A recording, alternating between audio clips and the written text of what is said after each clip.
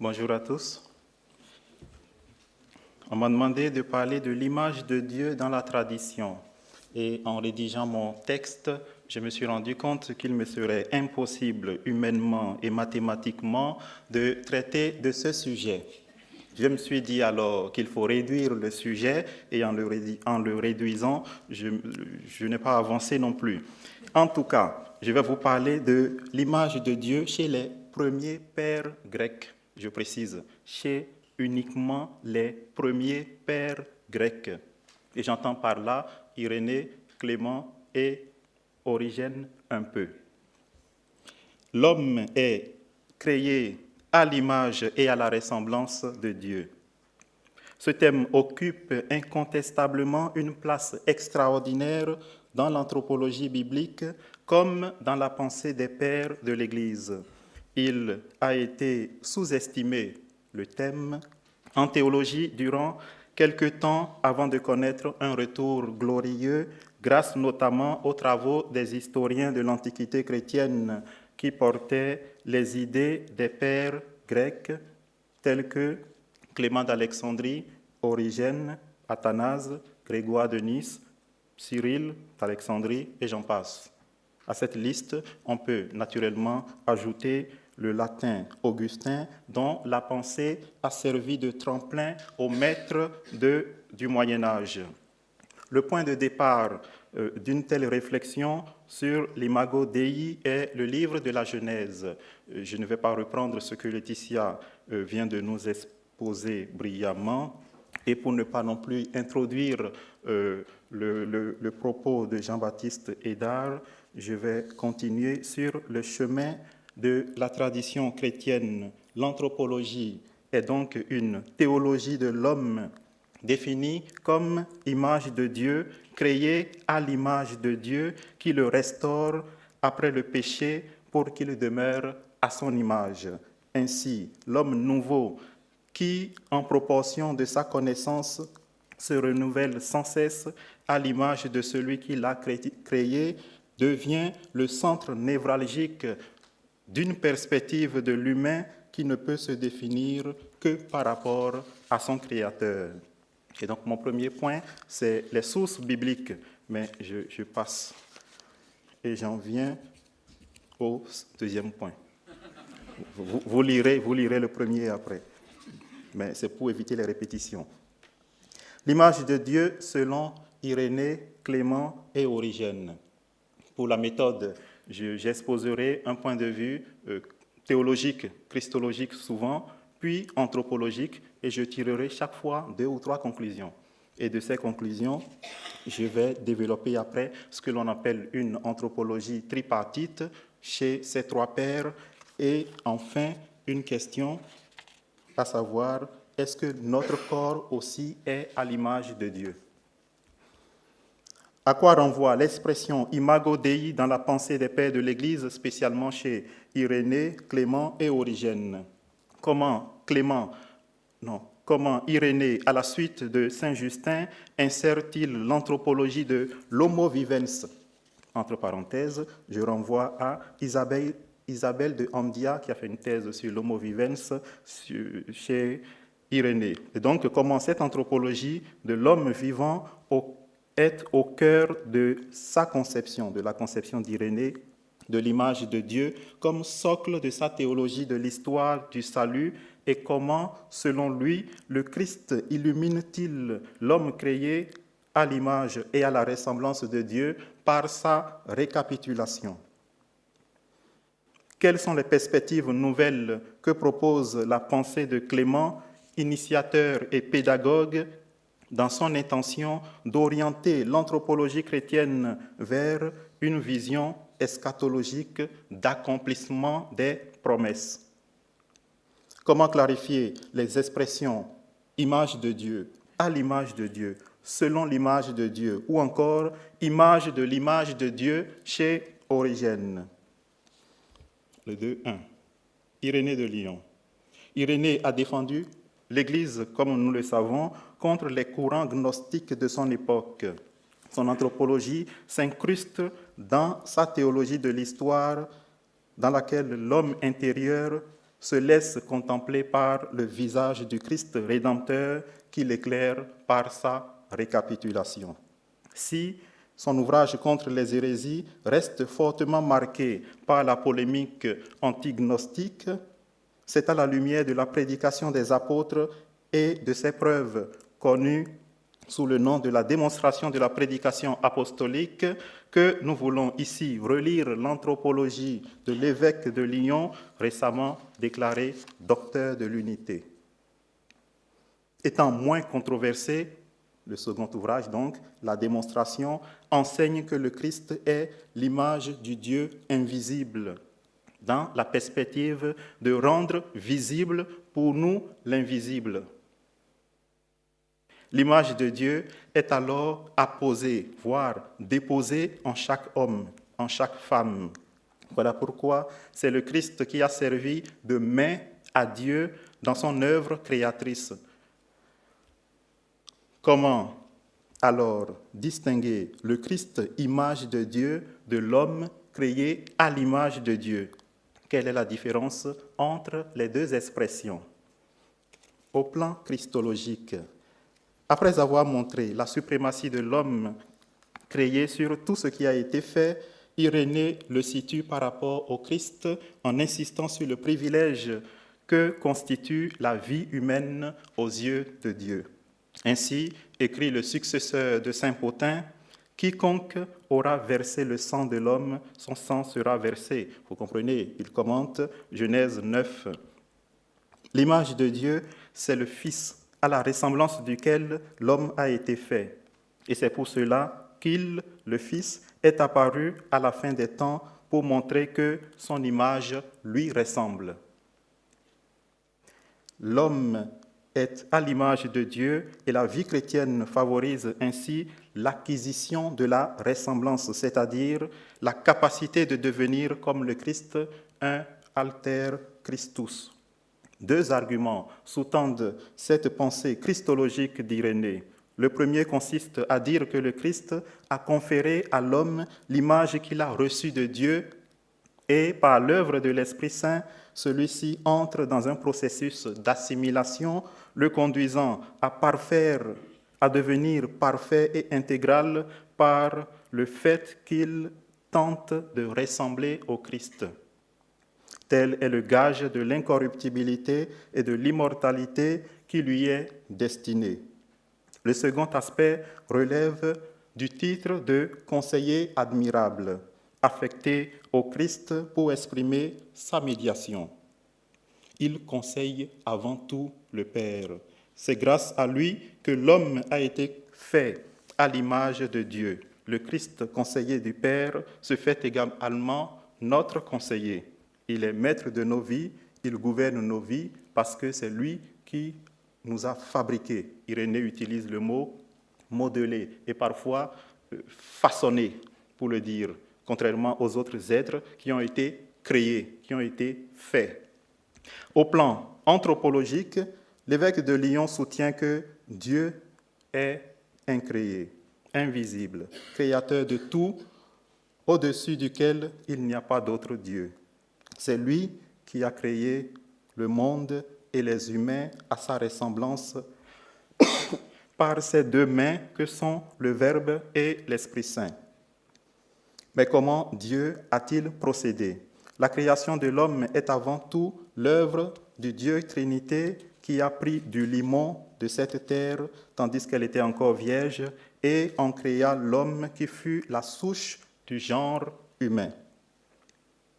Étant donné la centralité de la place du Christ, puisque tout a été fait par lui, étant donné donc la centralité de la place du Christ, il se présente comme le médiateur entre Dieu et les hommes, parce que c'est lui qui a conseillé Dieu de nous faire comme il nous a fait. Et le Christ nous a fait en pensant lui-même à son incarnation.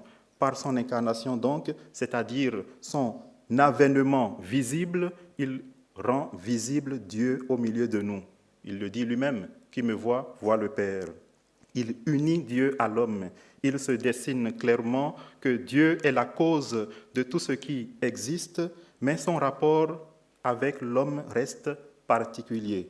Il l'a fait à son image. Et pour cela, je retiens 4 points. Le premier, c'est l'inspiration d'Irénée concernant les termes de l'image et de la ressemblance qui est d'origine biblique. 2. Irénée n'oppose pas les termes image et ressemblance, mais les introduit dans une progression. L'homme créé à l'image devient image de Dieu. Quand bien même l'image va être blessée par le péché, dans cette progression, l'homme retrouvera à la fin des temps la ressemblance.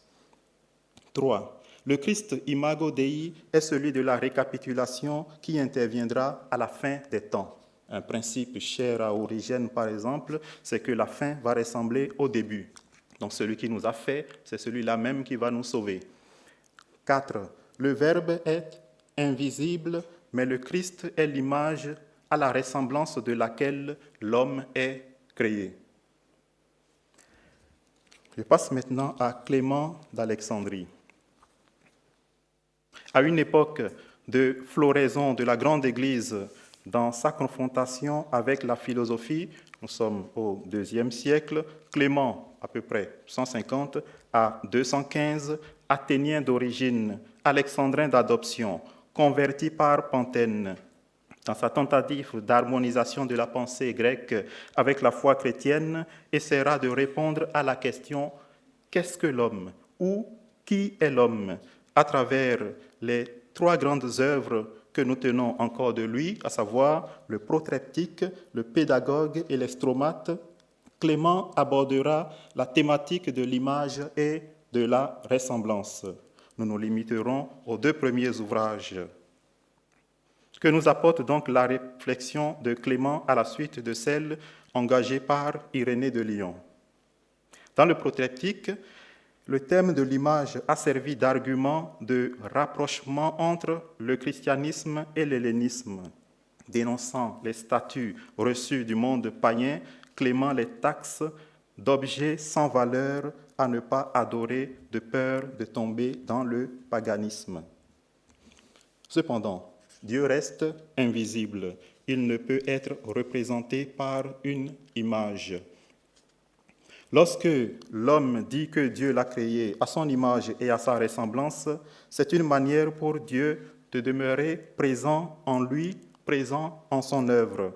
Pour Clément, l'homme ne peut être image de Dieu que par la médiation du Logos, image véritable, verbe incarné, lumière archétypale. L'homme est alors le reflet du Christ Logos. Voilà pourquoi Clément propose un jeu de mots. Il dit que l'homme est le logikos, c'est-à-dire le reflet du Logos incorruptible. En effet, le logikos désigne alors cette sorte de prise en charge de l'âme par le Logos. Et le logikos ne peut vivre indépendamment du Logos. C'est dans ce sens qu'il faut entendre Clément quand il dit « Nous pouvons donc dire maintenant que seul le chrétien est pieux, riche, sensé, noble et par là une image ressemblante de Dieu, parce que logikos, il a le Logos en lui. Il est aussi, dans cette mesure, semblable à Dieu et peut lui ressembler. L'homme est image de Dieu en tant qu'il tient son existence du Logos vivant et divin, celui qui s'est incarné pour notre salut. C'est lui qui apprend à l'homme comment devenir ressemblance de Dieu. Pareillement, dans le pédagogue, c'est un manuel de vie parfaite, on dirait aujourd'hui manuel de vie spirituelle. Clément enseigne que c'est par ressemblance que le chrétien imite le Christ pédagogue. Donc le Christ est un enseignant qui progressivement éduque le chrétien pour qu'il puisse se parfaire et pouvoir ressembler à son maître. Même si, quand on a des étudiants, c'est bien de leur apprendre à bien écrire, c'est aussi bien que de temps en temps, ils se détachent de nous. Sinon, ils deviendraient une réplique du prof, et ce qui ne fait pas avancer vraiment la recherche. Ainsi, Par sa relation au Père, le Fils se fait image, mais aussi médiateur. Image et ressemblance ici sont interchangeables, alors que image et ressemblance se complètent chez Irénée de Lyon. On passe à la fin de l'état d'image à celui de la ressemblance, alors que image et ressemblance chez Clément veulent dire la même chose, c'est des synonymes. Contrairement à ce que nous avons vu plus haut dans le pédagogue, seul le Christ est vraie image de Dieu qui peut parfaire la ressemblance de l'image, parce que l'image est souvent oblitérée, marquée par le péché, et nous permettre de faire l'expérience de la bonté de Dieu. Maître, le Christ reste incorruptible par le fait que le Verbe confère l'immortalité aux hommes qu'il a créés. Voilà pourquoi il nous a créés à son image. Et en nous créant, il pensait déjà à son incarnation. De tout cela, je retiens 5 points. Le premier, l'homme véritable à l'image de laquelle nous avons été créés ne peut se définir indépendamment de son Créateur. Les latins diraient avec d'autres mots, tu nous as fait pour toi, Seigneur, notre cœur est sans repos tant qu'il ne demeure en toi. Mais restons avec le monde grec. 2. L'homme ancien annoncé dans la Genèse est accompli par le Christ qui l'éduque par sa parole. Nous sommes dans le pédagogue. Et donc, le moyen pour que l'homme puisse se parfaire, c'est la parole, c'est le verbe, c'est le logos. 3. L'homme est image du logos. Comme logikos, il peut recevoir le logos, son modèle, et devenir comme lui. Il y a déjà une différence avec le platonisme entre le modèle et la copie qui est souvent imparfaite. 4. L'image peut être altérée et blessée, mais ne peut être effacée et ne peut pas disparaître. 5. Tenez-vous bien, le corps n'est pas compris dans l'image. Le corps n'est pas image de Dieu. Une fois encore, nous sommes avec les premiers Grecs. Origène.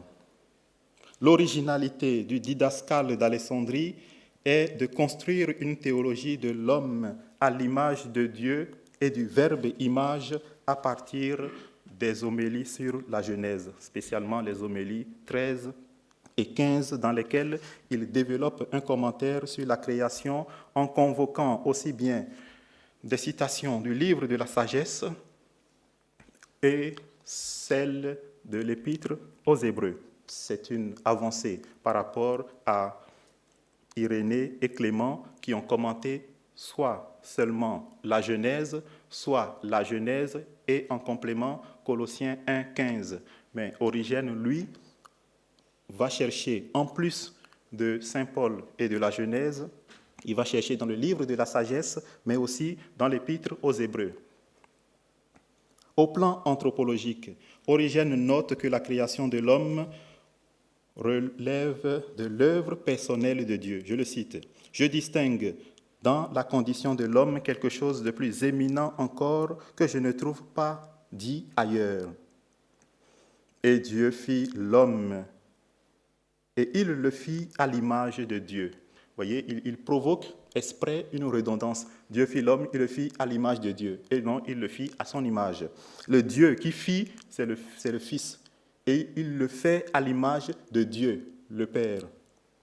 Cela ne se trouve indiqué ni pour la terre, quand Dieu a créé la terre, ni pour le ciel, ni pour le soleil, ni pour la lune. Certes, c'est toujours Origène qui parle, cet homme qui, d'après l'Écriture, a été fait à l'image de Dieu, nous ne l'entendons pas corporel. Il rejoint Clément.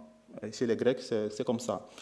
Nous ne l'entendons pas corporel. Le modelé du corps, en effet, ne contient pas l'image de Dieu et il n'est pas dit que l'homme corporel a été fait, mais a été façonné.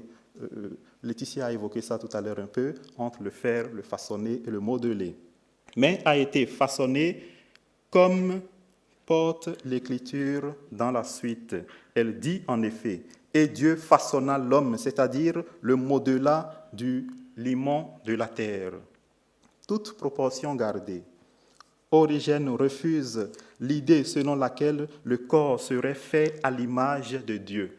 Nous sommes à Alexandrie, en milieu platonicien. Dire que le corps est fait à l'image de Dieu signifierait qu'il y a du corporel ou de la corporéité en Dieu, c'est-à-dire que Dieu serait un corps aussi, et que son corps serait le corps parfait, et nous, nos corps seraient des copies du corps de Dieu. On appelle ça... Bon, je vais y revenir.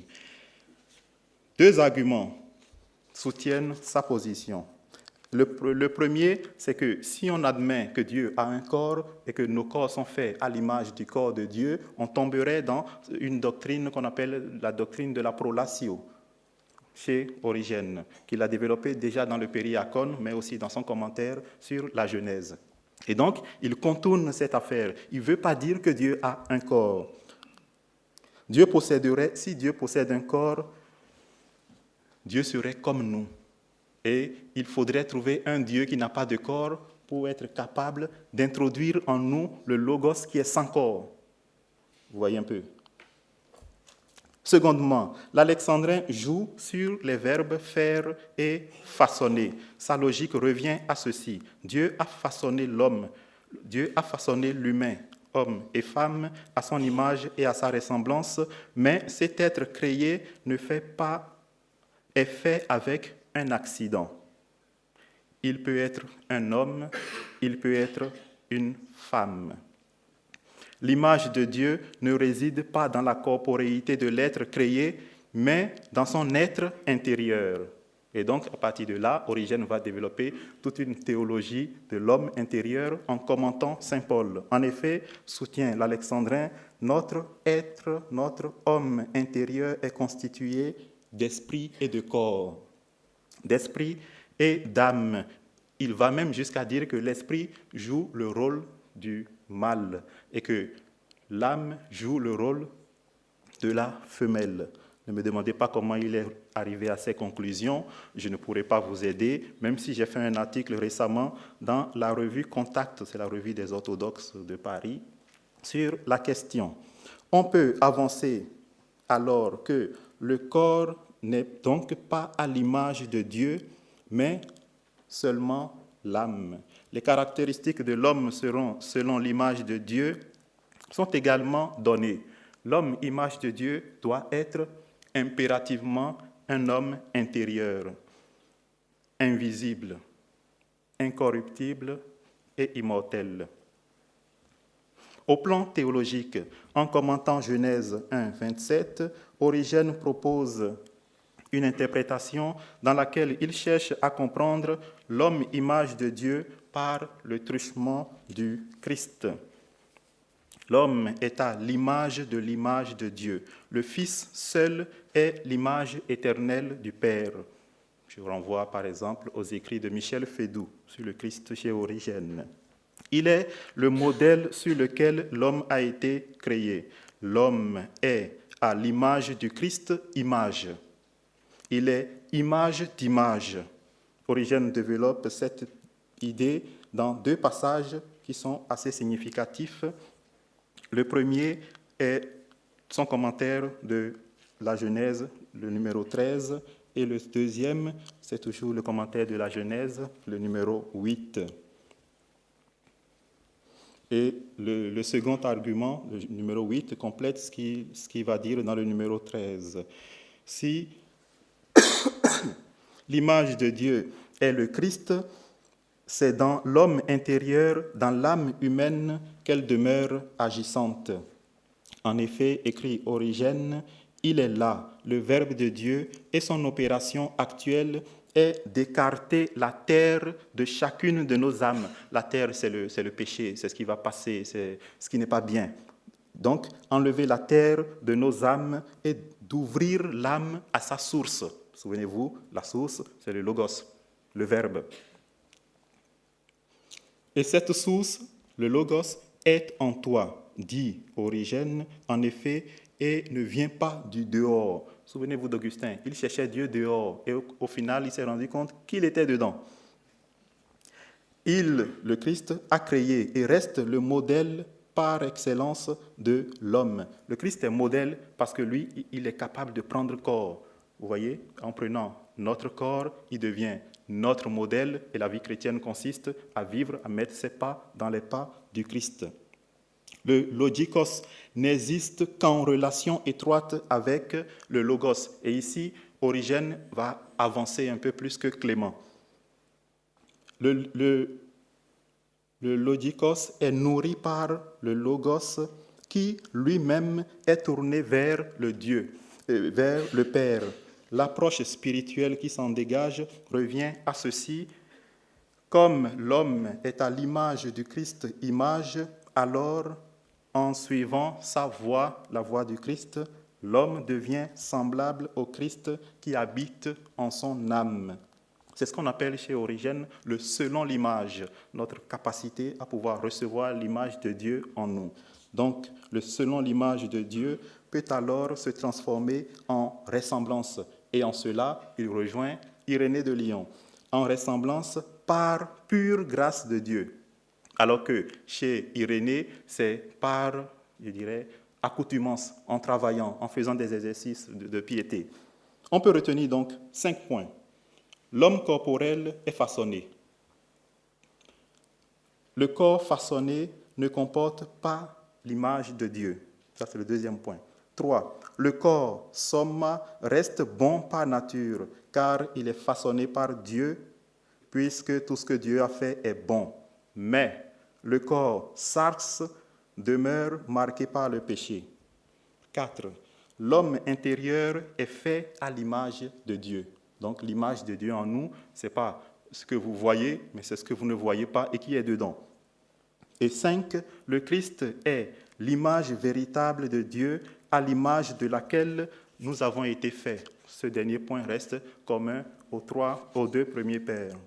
Si on vient maintenant à une tentative de définition de l'anthropologie tripartite et du composé humain. De quoi, au final, l'homme est composé, tout simplement. Cette étude rapide de l'imago Dei oblige à se positionner sur le composé humain. On peut retenir avec les pères grecs que Dieu a façonné le corps de l'homme à son image, à l'image du Fils, et selon sa ressemblance par ces 2 mains que sont le Fils et l'Esprit Saint. Irénée de Lyon, par exemple. Clément ne considère pas le corps comme image de Dieu, mais plutôt l'homme entier, ou mieux encore, son âme. Parce que chez certains, l'âme, c'est l'homme tout entier. D'ailleurs, si vous lisez le début des soliloques, je fais toujours référence à Augustin, parce que, je dirais, il est la forme plénière un peu des pères. Et quand vous lisez donc le début des soliloques, il dit « Je cherche 2 choses, Dieu et l'âme, point barre ». Bon, donc quand on dit parfois l'homme, c'est aussi son âme. Clément donc ne considère pas le corps comme image de Dieu, mais plutôt l'homme tout entier ou son âme. Il explique la centralité de la place du Christ dans l'éducation de l'homme créé afin qu'il puisse parvenir progressivement par l'éducation du pédagogue, le Christ, à la ressemblance comme aboutissement d'un processus. Et en cela, Clément rejoint Irénée, mais Origène se détache des 2. Origène nous a permis de situer le Christ image dans l'âme humaine et non pas nécessairement dans le corps, ou mieux, dans l'homme intérieur.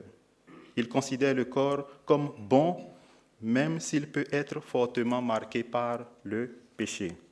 Nous avons donc parlé jusqu'ici, dans la littérature patristique grecque, de l'âme modelée à l'image de Dieu. Cette image se situe plus dans l'âme que dans le corps. Pourtant, Irénée, Clément, Origène reconnaissent l'importance du corps. Une division persiste cependant chez les Grecs, la division entre le corps ou l'opposition entre le corps et l'âme.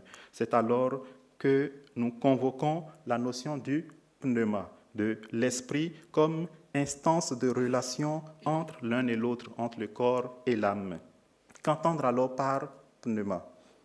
Origène distingue les réalités spirituelles de celles qui relèvent de la corporéité et oppose l'esprit au corps de manière assez nette. Selon lui, tout corps, évidemment, est ferme et consistant. Le premier ciel que nous avons qualifié de spirituel est notre esprit qui est essentiellement spirituel, c'est-à-dire notre être spirituel qui voit et contemple Dieu. Je dis ça avec des mots simples. L'esprit, c'est ce qui nous oriente directement vers Dieu. Le corps, c'est ce que nous voyons, l'amas de chair, de cellules, d'organes, etc. L'âme vacille entre les deux. En fonction du pied sur lequel l'âme est levée, il peut être tourné vers le corps, il peut aussi se tourner vers l'esprit. Toute la question est de faire en sorte que l'âme puisse être le plus possible tournée vers l'esprit. Le corps est un amas de chair, tandis que l'esprit porte la marque du spirituel en nous. L'antagonisme entre les deux s'explique par le fait que le corps est aux prises avec le mal, alors que l'esprit est porté vers les réalités célestes. Il nous faut maintenant distinguer l'âme de l'esprit. Pour Origène, à l'image de Dieu, l'homme a été fait mâle et femelle. C'est lui qui parle, Origène. Notre homme intérieur est constitué d'âme et d'esprit. Si les deux s'entendent et s'accordent entre eux par leur union, ils croissent et multiplient, ils engendrent comme fils le bon mouvement, les pensées et les réflexions utiles au moyen desquelles ils remplissent la terre et ils sont les maîtres, c'est-à-dire qu'ayant maîtrisé les inclinations de la terre, ils la tournent à de meilleurs desseins et en sont les maîtres en ne tolérant aucune insurrection de la chair contre la volonté de l'esprit. Ce qui est dit, c'est que la chair peut nous éloigner de Dieu, tout simplement. Et pour que cela n'advienne pas, il faut faire en sorte que l'âme puisse écouter l'esprit et non pas le corps. L'esprit, non, l'âme, selon l'image de Dieu, est le lieu donc d'habitation du Verbe, image en l'homme d'une part, mais aussi l'instance où le corps rejoint les aspirations de l'esprit d'autre part. L'âme donc sert de carrefour décisif et de rapprochement des composantes de l'humain. C'est bien à partir de l'âme que l'Esprit de Dieu rejoint notre esprit, qui, à son tour, tente de tourner les aspirations du corps vers les réalités célestes, car le pneuma est l'entraîneur du nous, dit Jacques Dupuy. C'est un jésuite qui a travaillé sur Origène. Le pneuma confère donc la vie divine à l'humain, car Dieu lui-même est pneuma par excellence. Il est aussi lumière et illumine notre esprit par sa lumière. Vous voyez cette phrase, par sa lumière, nous voyons la lumière. Et Origène pense que Dieu le Père joue le rôle de la lux, de la lumière, la source de la lumière. Et il projette sa lumière sur le Fils qui est lumen gentium par exemple, parce que le Christ lumière se projette sur un objet, toujours sur un objet, alors que Dieu, lui, il est la source de toutes les lumières, il n'a pas besoin d'objet. Le modèle de l'unité du composé humain se trouve dans la personne du Verbe incarné. Le corps de Jésus était soumis à son esprit qui est le domaine particulier de Dieu. D'ailleurs, avant de mourir, je le tiens d'un ouvrage d'Origène qu'on appelle « Entretien avec Héraclide ». Et donc, il explique que, avant de mourir, le Christ remet son esprit à Dieu, son Père. L'esprit, c'est le domaine de Dieu en nous. Et donc, il remet à son Père ce qui vient directement du Père. Quant à son âme, triste à mourir, elle est restée en lutte perpétuelle contre les tentations du diable, contre l'adversité des pharisiens, contre la loi qui avilit les pauvres, etc. Être image de Dieu, c'est parvenir à unir dans l'humain les trois instances du composé humain, corps, âme, esprit, afin que l'homme puisse parvenir en son âme, puisse parvenir à porter le Christ, image de Dieu. Alors, si les pères ont un peu d'aversion contre le corps, est-ce que notre corps peut être lui aussi image de Dieu? Dans la tradition juive et chrétienne, spécialement dans les homélies qu'on appelle pseudo-clémentines, Dieu a un corps. Mais on n'est plus en contexte de prolatio. Dieu a un corps ne voudrait pas dire que nos corps sont à l'image de son corps à lui. En revanche, Clément, Irénée, Origène insistent sur l'incorporéité de Dieu. Donc eux, ils étaient dans un contexte, Irénée dans un contexte gnostique où le corps est mauvais, le corps est ci ou ça, mais que le corps nous tire vers le mal, vers le péché, etc. Dieu qui peut avoir un corps signifie non pas un corps matériel comme le nôtre, c'est ce qu'Origène appelle la forme somatique pour penser le corps ressuscité. Si Dieu a un corps, c'est un corps sous la forme somatique capable de recevoir les humains que nous sommes, d'abord son Fils et à partir du Fils, chacun de nous qui avons écouté ou qui avons suivi la voix de son Fils. Si l'on a souvent pensé le christianisme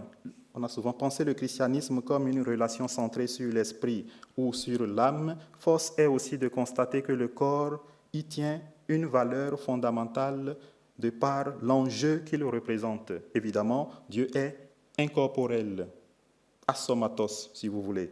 Il est pur esprit. Mais Dieu, présenté comme ayant une forme, un visage et des mains, peut éprouver un sentiment de colère, un sentiment de force, un sentiment de joie d'ailleurs. Origène dit, quand un grand pécheur arrive à se convertir, Dieu sourit. Ne me demandez pas comment. Il y a ici un vrai enjeu théologique autour de la question du corps. Méliton a soutenu la thèse de la corporéité de Dieu dans un de ses ouvrages intitulé « Sur le fait que Dieu est corporel ». Le théologien Praxéas, Tertullien a écrit contre ce monsieur. Et donc le théologien Praxéas a affirmé également que Dieu a un corps. Les homélies pseudo-clémentines conforte la thèse selon laquelle Dieu posséderait une forme, un corps, tout en restant asarkos. Toutefois, Origène s'en prend aux tenants de pareilles affirmations. Le contexte philosophique est porteur d'explications quand on sait le contraste entre le Dieu-corps du stoïcisme. Bon, j'explique le contexte. Les stoïciens pensent que si on dit que Dieu a un corps, cela veut dire que Dieu va finir par se fondre dans le monde. Et donc, vous voyez, Origène, ils sont obligés de contourner pour ne pas tomber dans ces explications qui relèvent de l'époque. Hein. Et de l'autre côté, si on insiste sur le côté incorporel de Dieu, on risque de tomber surtout dans le néoplatonisme. Origène, on est au cœur du néoplatonisme. Il a été à l'école d'Ammonius, qui est à la fin du moyen platonisme. Et donc, Dieu corps signifierait qu'il se limiterait à être le nous ou l'un. Et l'une des dernières phrases de Plotin, c'est qu'il faut courir seul vers le seul et disparaître dans le seul. Ce qui ne nous avance pas. Et ce qui ne nous permet pas de justifier la résurrection. Pour les platoniciens, l'homme est son âme.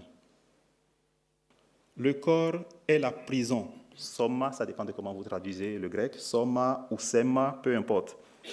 L'âme est douée d'incorporéité et donc la mort devient le chemin d'accès à la vraie vie.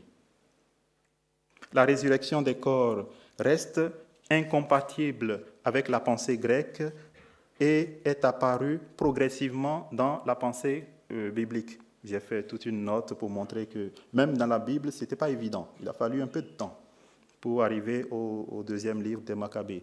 Les Sadducéens n'y croient pas non plus. Pourtant, la résurrection des corps est un élément essentiel dans le christianisme. Jésus explique que la vie des ressuscités n'est pas identique à celle des hommes sur terre. En revanche, elle est assortie à celle des anges. La résurrection du Christ inaugure celle des corps et ainsi Paul évoque la question de l'état des ressuscités. 1 Corinthiens 15. Le livre de l'Apocalypse distingue, lui, deux types de résurrection.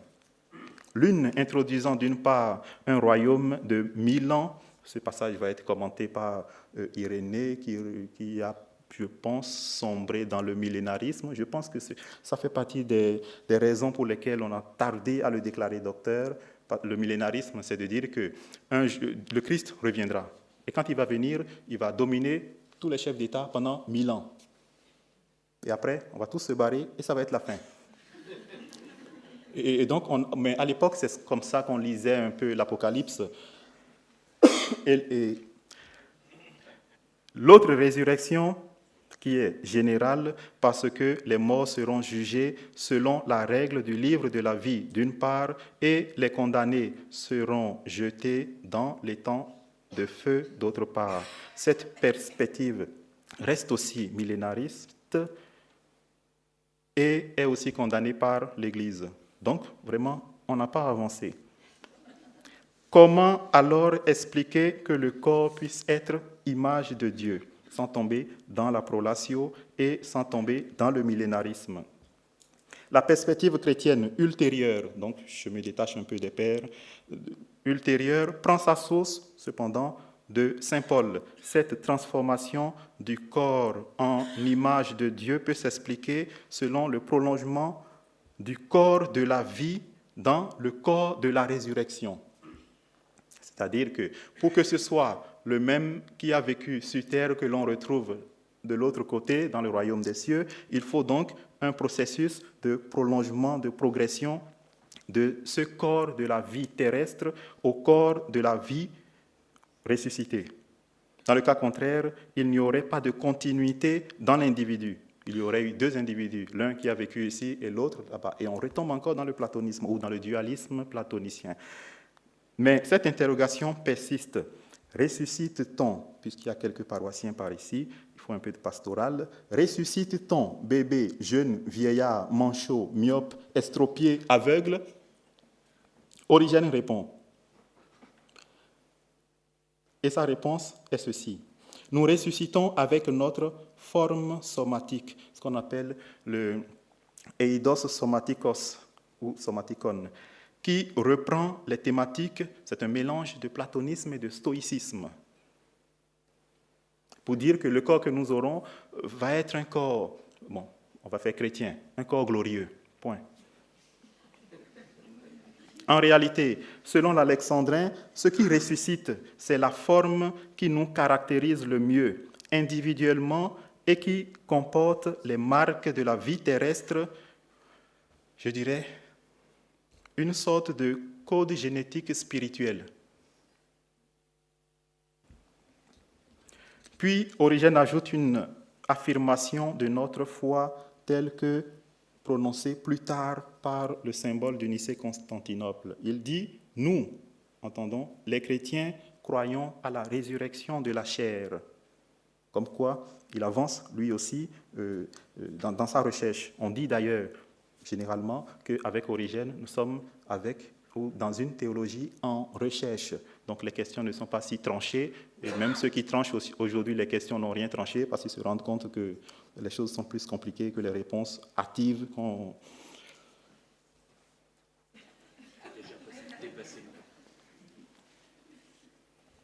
On me demande de terminer.